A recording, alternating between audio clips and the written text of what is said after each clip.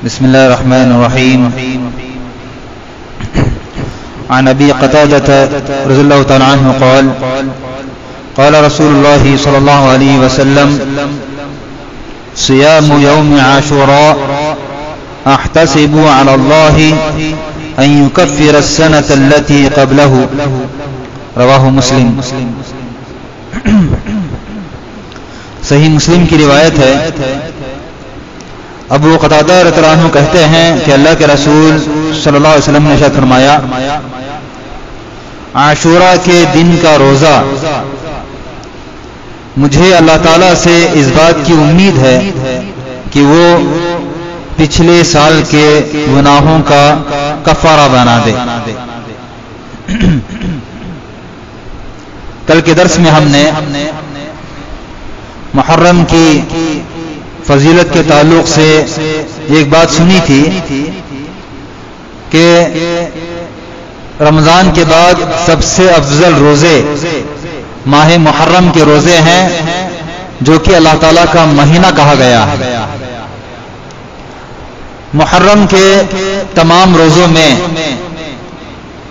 سب سے افضل روزہ 10ویں محرم کا روزہ ہے، جس کو عاشورہ کہا جاتا ہے.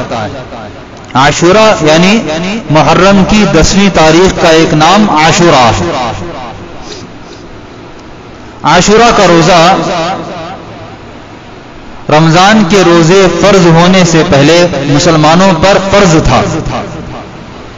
اللہ کے رسول صلی اللہ علیہ وسلم اور صحابہ بھی مدینہ آنے سے پہلے مکہ میں عاشورہ کا روزہ رکھا کرتے تھے، اور جب رمضان کے روزے فرض ہوئے تو اللہ تعالیٰ نے عاشورے کے روزے کی فرضیت کو ہٹا دیا. اب عاشورہ کو روزہ فرض نہیں ہے بلکہ سنت ہے اور بہت ہی افضل روزہ ہے. کیا فضیلت ہے؟ حدیث میں بیان کی گئی کہ جو کوئی عاشورہ کے دن کا روزہ رکھتا ہے تو اللہ تعالیٰ اس کے پچھلے 1 سال کے گناہوں کو معاف فرما دیتا ہے. یعنی ایک دن کا روزہ رکھنے کی وجہ سے اللہ تعالیٰ پچھلے 1 سال کے گناہ معاف فرما دیتا ہے. جب اللہ کے رسول صلی اللہ علیہ وسلم مدینہ آئے تو مدینہ آنے کے بعد اللہ کے رسول صلی اللہ علیہ وسلم اور صحابہ بھی عاشورہ کو روزہ رکھتے تھے، لیکن اللہ کے رسول صلی اللہ علیہ وسلم کو معلوم ہوا کہ اس دن نصارہ یعنی عیسائی بھی روزہ رکھتے ہیں. تو اللہ کے رسول صلی اللہ علیہ وسلم نے پوچھا عیسائی کیوں روزہ رکھتے ہیں؟ تو اللہ کے رسول صلی اللہ علیہ وسلم کو معلوم کرایا گیا کہ عیسائی اس دن اس لیے روزہ رکھتے ہیں، یہودی اس دن اس لیے روزہ رکھتے ہیں کیونکہ اللہ تعالیٰ نے اسی دن موسیٰ علیہ السلام کو فرعون سے نجات دی تھی. فرعون جو موسیٰ علیہ السلام اور آپ کی امت کے لوگوں پر ظلم کیا کرتا تھا، ستایا کرتا تھا، غلام بنا کے رکھا تھا، تو اللہ تعالیٰ نے اسی دن موسیٰ علیہ السلام کو نجات دی اور فرعون کو غرق کر دیا. تو یہودی اس دن کی خوشی مناتے ہوئے اس دن روزہ رکھتے ہیں.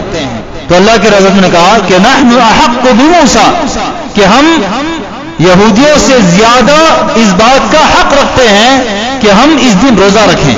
کیوں؟ کیونکہ اس لیے کہ یہودیوں نے موسیٰ علیہ السلام کی جیسی اتباع کرنی چاہیے تھی ویسی اتباع نہیں کی.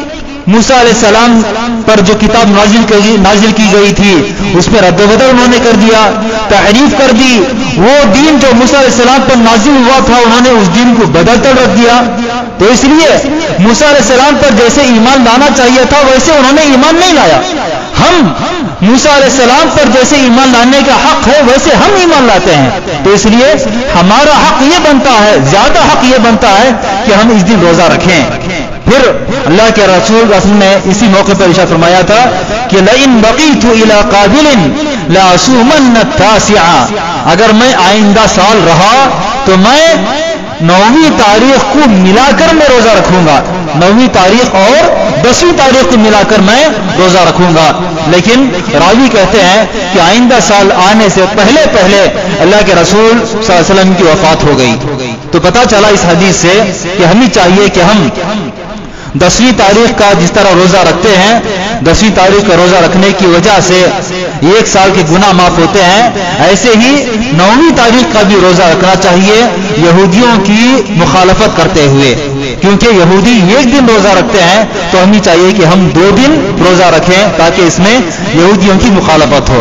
इसमें ज़िम्नन एक और चीज मालूम होती है, वो ये है कि अल्लाह के रसूल सल्लल्लाहु अलैहि वसल्लम को यहूदी रोजा रखते हैं, इन कब हुआ? आपके इंतकाल से 1 साल पहले, यानी हिजरत करने के तकरीबन 9 साल तक अल्लाह के रसूल को इस बात का इल्म नहीं था कि यहूदी रोजा रखते हैं। और फिर अल्लाह के रसूल ने पूछा कि यहूदी इस दिन क्यों रोजा रखते हैं? इससे पता चलता है कि अल्लाह के रसूल सल्लल्लाहु अलैहि वसल्लम आलिमुल गैब नहीं थे। अगर आप आलिमुल गैब होते तो आपको इन 9 सालों में पता चल जाता कि यहूदी इस दिन रोजा रखते हैं। आपको मालूम ही नहीं था कि यहूदी रोजा रखते हैं। और फिर अल्लाह के रसूल सल्लल्लाहु अलैहि वसल्लम को इस बात का भी इल्म नहीं था कि यहूदी क्यों रोजा रख रहे हैं, पूछने की वजह ही नहीं थी अगर आप आलिमुल गैब होते तो इससे पता चला कि अल्लाह के रसूल आलिमुल गैब नहीं थे। बहरहाल तो इस दिन की बड़ी फजीलत है। 9वीं तारीख और 10वीं तारीख दोनों रोजा रखना चाहिए ताकि यहूदियों की खिलाफ वर्जी भी हो और साथ साथ में हमारे पिछले 1 साल के गुनाहों का कफारा भी बने। अल्लाह ताला से दुआ है कि अल्लाह ताला तमाम लोगों को आशुरा को रोजा रखने की हमें तौफीक अता फरमाए। अल्लाह ताला हमारे पिछले तमाम गुनाहों को माफ फरमाए। आमीन। रब्बना तक़ब्बल मिन्ना इन्नका अंतस समीउल अलीम व तुब अलैना इन्नका